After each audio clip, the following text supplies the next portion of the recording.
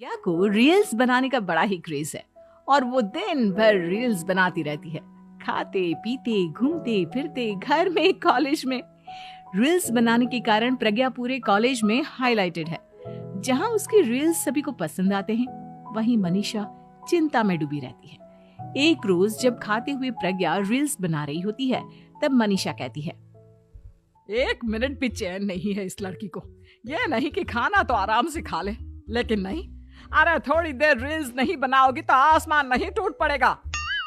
अरे मम्मी, इसी को तो कहते हैं डिटर्मिनेशन। तुम नहीं समझोगी ये सब।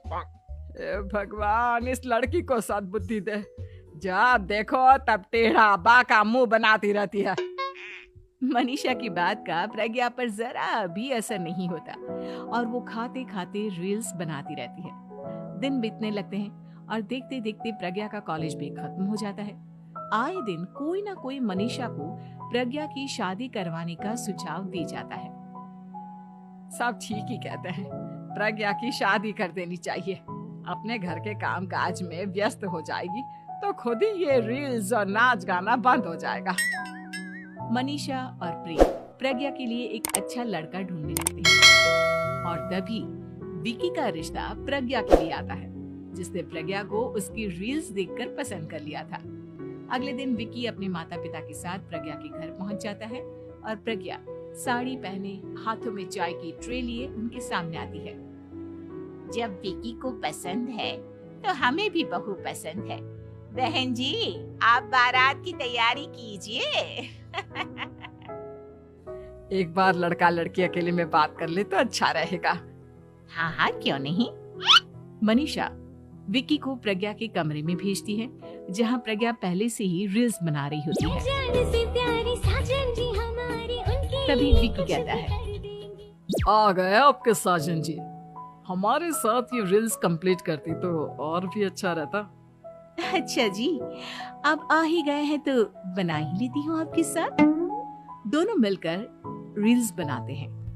जब वी मीट और तुरंत पोस्ट भी कर देते हैं। फिर विकी कहता है, जब आप साड़ी में चाय लेकर आए तब मुझे लगा कि कहीं मैं गलत घर में तो नहीं आ गया। अब सही है। दोनों की शादी पक्की हो जाती है और शादी के दिन भी प्रज्ञा रील्स बनाने से चूकती नहीं।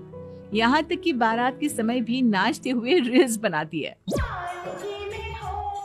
सभी लोग प्रज्ञा की तारीफ के पुल बांध देते हैं और प्रज्ञा नाचती गाती अपने ससुराल चली जाती है।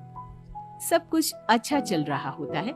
प्रज्ञा यहाँ भी दिन भर हर चीज की रील्स बनाती रहती है।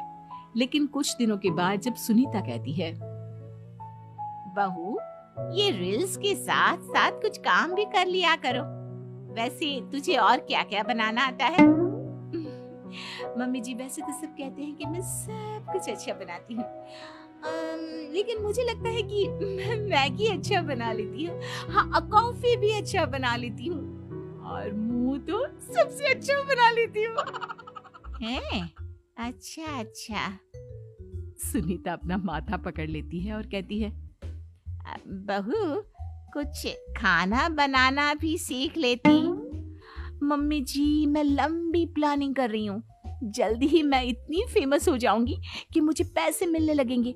हम दोनों सास बहू राज करेंगे, राज। नौकर काम करेंगी और लोगों की तो लाइन लगेगी हमसे मिलने के लिए। तेरा दिमाग खराब हो गया है क्या बहू? हंसी मजाक तक ठीक है, लेकिन इस तरह घर नहीं चलते।